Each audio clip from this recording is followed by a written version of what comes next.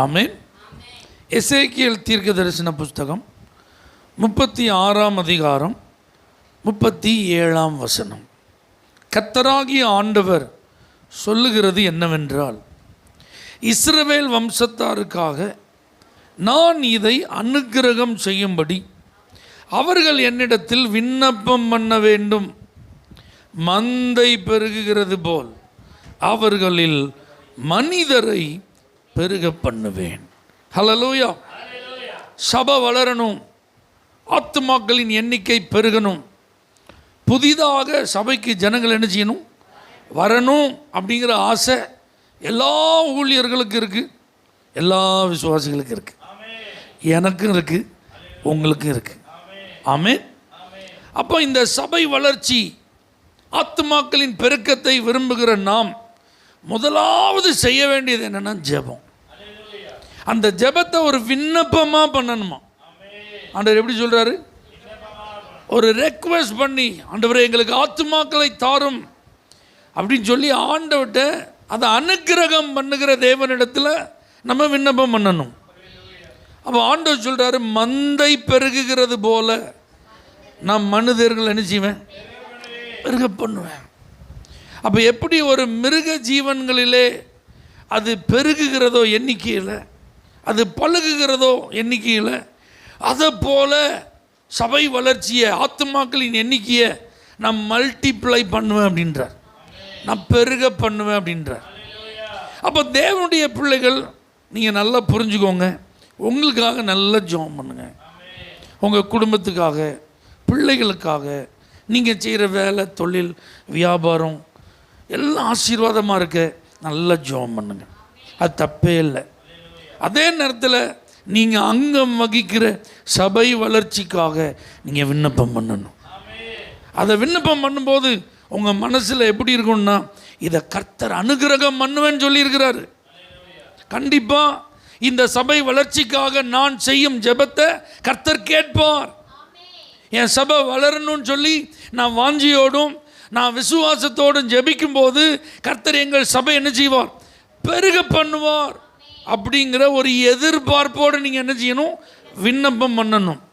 அந்த எதிர்பார்ப்பு எப்படி மந்தைகள் பெருகுகிறதோ அதை போல் எங்கள் சபையில் ஆத்துமாக்களின் எண்ணிக்கை என்ன செய்ய போகுது, பெருக போகிறது என்கிற ஒரு நல்ல தரிசன கண்களில் அதை பார்த்து நீங்கள் ஜெபம் பண்ணணும்.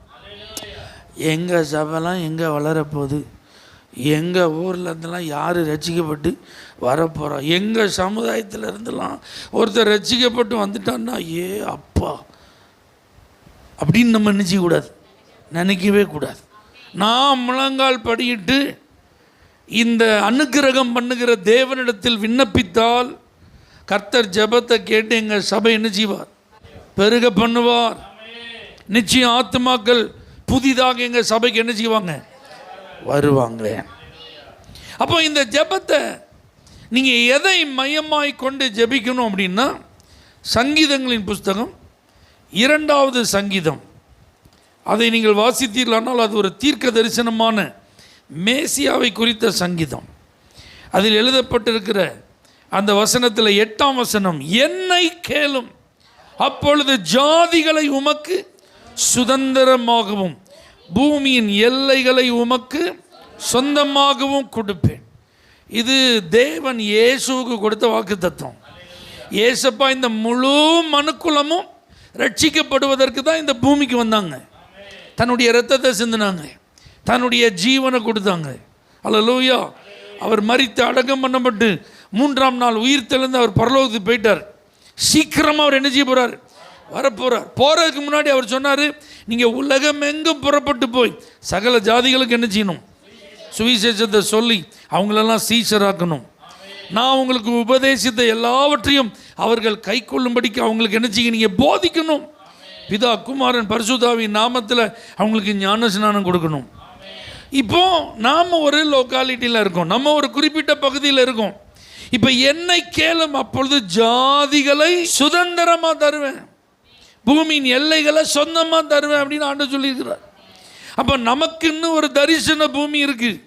அந்த தரிசன பூமியை சுற்றிலும் எத்தனை வகையான ஜாதிகள் இருக்கிறார்களோ அவர்களை குறிப்பிட்டு நீ ஆண்டவர்கிட்ட சொல்லி ஜெபம் பண்ணணும். ஆமென். அவங்க அத்தனை பேரையும் கர்த்தர் ரட்சிக்கும்படியா நீங்கள் என்ன செய்யணும்? ஜெபம் பண்ணணும். ஒரு குறிப்பிட்ட கூட்டத்திற்காக மாத்திரம் அல்ல. ஏன்னா இயேசு சகல ஜனங்களுக்காகவும் ரத்தம் சிந்தி இருக்கிறார். எல்லாரும் மீட்படையும், அதுதான் அவருடைய திருவுள சித்தம். அப்போ நாம் இருக்கும் இந்த பகுதிகளிலே நாம் ஜனங்களை குறிப்பிட்டு ஆண்டவர்கிட்ட எங்களுக்கு இவங்களெல்லாம் சுதந்திரமாக தாங்கப்பா. அடுத்து பாருங்க, நாம் இருப்பது ஒரு சின்ன இடமா இருந்தாலும் அதிலே நம்ம தரிசனம் என்ன செஞ்சிடக்கூடாது, இருந்துடும். கண்ணை ஏறெடுத்து பாருன்றார் ஆண்டவர். அல்லேலூயா. மெய்ப்பன் இல்லாத ஆடுகளை போல ஜனங்கள் எப்படி இருக்கிறாங்க? சிதறி இருக்கிறாங்க. அப்போ இந்த தரிசன பூமிக்கு ஒரு எல்லைகளை குறிப்பிட வேண்டும். அந்த எல்லைகளை குறிப்பிட்டு அந்த எல்லைகளுக்குள் இருக்கிற அந்த பகுதிகளின் பெயர்களை சொல்லி இதெல்லாம் எங்களுக்கு சொந்தமாக தாங்கப்பா. ஆமென் சொல்லுங்க. அதனால தான் நம்முடைய திருச்சபையில் நாம் இருக்கும் கிராமத்திற்காகவும் இதை சுற்றி இருக்கிற 25 கிராமங்களுக்காக நம்ம என்ன செஞ்சுட்டு இருக்கோம்? நம்ம ஜெபம் பண்ணிட்டு இருக்கோம். அப்போ இன்னைக்கு நம்ம ஜெபிக்கும் போது அது ஒரு சாதாரண விண்ணப்பம் போல தெரியலாம். ஆனால் நீங்கள் கொஞ்ச நாட்கள் கழித்து உங்கள் கண்ணை திரும்பி பார்த்தீங்கன்னா, ஆமென், உங்கள் கண்களை ஏறெடுத்து பார்த்தீங்கன்னா, நம்ம எந்த கிராமங்களின் பெயர்களை எல்லாம் உச்சரித்து ஜெபித்தோமோ அந்த கிராமங்களில் இருந்தெல்லாம் ஆட்களை கர்த்தர் கண்டிப்பாக கொண்டு வருவார். அல்லேலூயா. அப்போ நீங்களும் நானும் அனுக்கிரகம் பண்ணுகிற தேவனிடத்தில் விண்ணப்பம் பண்ணணும். ஏன்னா ஜெபம் பண்ணாமல் இந்த பெருக்கம் இல்லைன்னு தெரிஞ்சுட்டு, அப்போ ஜெபம் பண்ணும்போது குறிக்கோள் இல்லாமல் ஜெபம் பண்ணக்கூடாது, டார்கெட் இல்லாமல் ஜெபம் பண்ணக்கூடாது. அல்லேலூயா. எதற்காக ஜெபிக்கிறோம் நமக்கு தெரியணும். அப்போ அதுக்கு தான் ஆண்டவர் இந்த வசனத்தை சொல்லியிருக்கிறார், சகல ஜாதிகளுக்காக. ஏன்னா சகல ஜனங்களுக்கும் நம்முடைய ஆலயம் ஒரு ஜெப வீடம் மாறணும். அப்போ ஜனங்களை குறிப்பிட்டு நாம் ஜெபிப்பது அவசியம். அது மாத்திரமல்ல, எல்லைகளை குறிப்பிட்டு அவைகளின் பெயர்களை சொல்லி ஜெபிப்பதும் அவசியம். இப்போ ஜெபிப்பவர்கள் எப்படி ஜெபிக்கணும் அது ரொம்ப முக்கியம். ஏசாயா தீர்க்க தரிசன புஸ்தகம் 43ஆம் அதிகாரம் அதனுடைய 4ஆம் வசனம் ஆண்டவர் சொல்றார், நீ என் பார்வைக்கு அருமையானபடியினால் கனம் பெற்றாய், நானும் உன்னை சிநேகித்தேன், ஆதலால் உனக்கு பதிலாக மனுஷர்களையும் உன் ஜீவனுக்கு ஈடாக ஜனங்களையும் கொடுப்பேன். எத்தனை பேர் நம்புறீங்க என் மேலே கர்த்தர் பிரியமாக இருக்கிறார்? நான் கர்த்தரை கனம் பண்ணுறதுனால கர்த்தர் என்ன செய்கிறாரு? கனம் பண்ணுகிறார். இது சத்தியம். என்னது வசனம் சொல்லுது. என்ன சிநேகிக்கிறவங்கள நானும் சிநேகிக்கிறேன், என்ன கனம் பண்ணுறவங்கள. அப்போ ஜெபிக்கிற தேவ பிள்ளைகள், நீங்கள் உண்மையிலே ஆண்டவரை நேசிக்கிறதுனால தான் என்ன செய்றீங்க? ஜெபம் பண்ணுறீங்க. அவரை கனம் பண்ணுறதுனால தான் என்ன செய்றீங்க? நீங்கள் ஜெபம் பண்ணீங்க. ஓகே. ஆனால் நீங்கள் எப்படிப்பட்டவர்களால் ஜெபம் பண்ணணும்னா, ஆண்டவர் இந்த இடத்துல எழுதி வச்சிருக்கிறாரு, உனக்கு பதிலாக உன் ஜீவனுக்கு ஈடாக. ஆமென். மனுஷர்களையும் ஜனங்களையும் ஆண்டவர் தருவேன்னு சொல்லியிருக்கிறார். பார்த்தீங்களா? சும்மா சொல்லாமல் உனக்கு பதிலாக உன் ஜீவனுக்கு ஈடாக இருக்கு. அப்படின்னா என்ன அர்த்தம்? உத்தரவாதம் பண்ணி ஜெபிக்கணும். கடமைக்காக ரட்சியும் ஆண்டவரே, இந்தியாவை ரட்சியும் ஆண்டவரே, தமிழ்நாட்டை ரட்சியும் ஆண்டவரே, எங்கள் தென்காசி மாவட்டத்தை ரட்சியும் ஆண்டவரே, எங்கள் வீக்கே தாலுகாவை ரட்சியும் ஆண்டவரே, எங்கள் வீரான கிராமத்தை ரட்சியும் ஆண்டவர். இப்படி ஒரு வார்த்தையில் என்ன செஞ்சிடக்கூடாது? சொல்லிட்டு போயிடக்கூடாது. நான் உங்களுக்கு சொன்னேன்னா, சொல்லியிருந்தால் உங்களுக்கு அது ஞாபகம் இருக்கான்னு எனக்கு தெரில.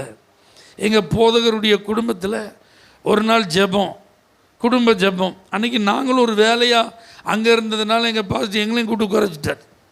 இப்போ எல்லோரும் ஜெபம் பண்ணணும். அப்போ அவருடைய கடைசி மகன், இன்றைக்கி அவன் கல்யாணம் முடிச்சு, அவர் பெரிய ஆள். அன்றைக்கி அவன் தான் வீட்டில் கடைசி பொடியன். அவன் டேர்ன் வந்துட்டு ஜெபம் பண்ணுறதுக்கு. அல்லேலூயா. இந்தியாவுக்காக ஜெபம் பண்ணுறது அவனுக்கு குறிப்பு. அவன் ஜெபம் பண்ணுறான், ஏசப்பா இந்தியாவை ரட்சிங்கப்பா, முடியலன்னா கொஞ்சம் பேரையாவது ரட்சிக்கப்பா அப்படின்னா. அல்லேலூயா. அவன் சின்ன பையன், விவரம் இல்லாமல் அப்படி சொல்லிட்டான்.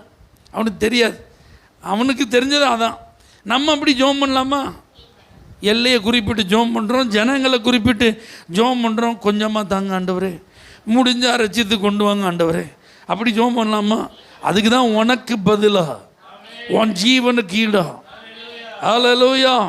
ஜான் நாக்ஸ் ஜெபம் பண்ணாரா, ஸ்காட்லாந்தை எனக்கு தாரும், இல்லாவிட்டால் நான் சாகிறேன். அல்லேலூயா. எப்படி ஜெபம் பண்ணி பாருங்க. சாப்பாடை வெறுத்து, தூக்கத்தை வெறுத்து, சொகுசான வாழ்க்கைகளை வெறுத்து, வசதிகளை வெறுத்து கண்ணீர் சிந்தி இரவு பகலாக தேவ சமூகத்தில் ஜனங்களுக்காக விழுந்து கிடந்ததுனால தான் எழுப்புதலெல்லாம் தேசத்தில் வந்ததுன்னு பார்க்குறோம். அப்போ இந்த நாட்களிலே அப்படிப்பட்ட ஒரு தேவ பிள்ளையாக நான் இருக்கணும், நீங்கள் இருக்கணும்னு ஆண்டவர் எதிர்பார்க்கிறார். அப்போ நான் முழங்கால் போட்டால் எனக்கு பதிலாக என் ஜீவனுக்கு ஈடாக எனக்கு ஆத்துமாக்களை தாரும் ஆண்டவரே. அப்படி உத்தரவாதம் பண்ணி ஜெபம் பண்ணுறவங்கள கர்த்தர் நம் நடுவில் எழுப்பணும். ஏன்னா அப்படி ஒரு ஆளை கர்த்தர் என்ன மாற்றணும், அந்த ஒரு எண்ணத்தோடு இந்த வார்த்தையை நீங்கள் கேட்கணும். ஏன்னா நல்லா புரிஞ்சுக்கோங்க, பைபிள் சொல்லுது, திறப்பிலே நிற்கவும் சுவரை அடைக்கவும் தக்கதாக ஒரு மனிதனை தேடினேன், ஒருவனையும் காணேன். இன்னொரு இடத்துல ஏசாயால எழுதப்பட்டிருக்கு, விண்ணப்பம் பண்ணுகிறவன் ஒருவனும் இல்லை என்று அவர் ஆச்சரியப்பட்டார். அல்லேலூயா. அப்போ சுயநலத்திற்காக ஜெபிக்கிறவர்கள் இன்னைக்கு அநேகர் இருக்கிறார்கள். உலக நன்மைகளுக்காக கர்த்தரை தேடுகிறவர்கள் பெருகிவிட்டார்கள். ஆனால் ஆண்டவர் சிந்தின ரத்தம் வீணா போகக்கூடாது.